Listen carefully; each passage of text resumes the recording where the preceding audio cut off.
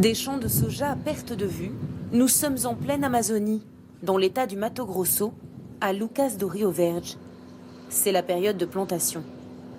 Sur terre et dans les airs, un balai de tracteurs et d'avions qui répandent des pesticides sur plusieurs milliers d'hectares. Osmar est chargé de mélanger les composants chimiques à l'eau pour arroser les plantations de cette ferme. Ça nettoie bien les champs, sans ça, ça ne rend rien. Seules les graines de soja génétiquement modifiées résistent à ces produits. Dans ces bidons, plusieurs centaines de litres de flumizine, chlorimuron ou encore le fameux Roundup, composé de glyphosate, un produit accusé de provoquer des cancers. Tout va dans la terre après. Oui, mais si cela va dans la terre, cela va dans les plantes et ensuite dans notre assiette, non?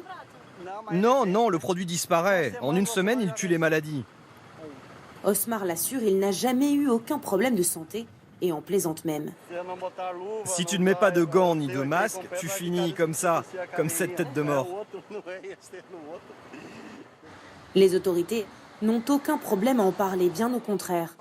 Ancien ministre de l'Agriculture et député du puissant lobby agricole au Congrès, ce proche de Jair Bolsonaro se félicite de la récente autorisation de plus de 380 pesticides sur le marché. Ils sont beaucoup plus sûrs pour l'environnement et surtout pour la santé publique. Les études techniques qui ont été faites prouvent que j'ai raison. C'est la vérité. La presse nous accuse, mais c'est un procès idéologique. La vérité, c'est que notre compétitivité gêne beaucoup nos concurrents internationaux. À Lucas do Rio Verde, plus de 200 millions de litres de pesticides sont pulvérisés chaque année. La ville est une publicité vivante pour les herbicides. Les 3/4 sont interdits en Europe. Pourtant, l'essentiel du soja stocké dans ces immenses silos est acheminé par camion, puis par bateau, vers le vieux continent. Et vers la France surtout. Plus de 2 millions de tonnes sont importées vers l'Hexagone chaque année, pour l'essentiel destiné à l'alimentation animale. Depuis la création de la ville, il y a 30 ans, une seule étude a été réalisée par la mairie, que ces chercheurs contestent. Dans cette école à proximité des champs, ils viennent sensibiliser les élèves aux pesticides. Est-ce que les pesticides sont bons pour la santé?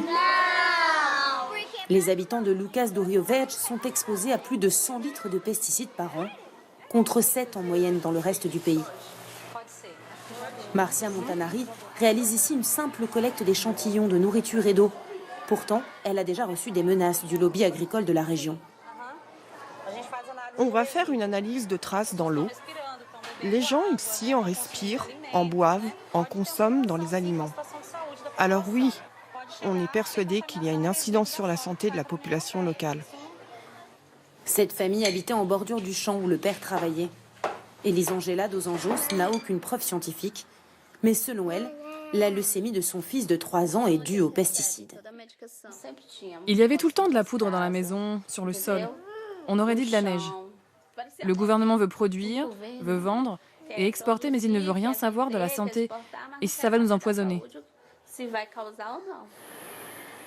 À l'université de la capitale de l'État, nous retrouvons l'équipe de Marcia, la chercheuse. Leur découverte sur Lucas do Rio Verde fait froid dans le dos. Je suis en train de réaliser une analyse géographique. Il y a un fort taux de fausses couches ici, et c'est exactement dans cette région en rouge où il y a le plus fort indice de consommation de pesticides.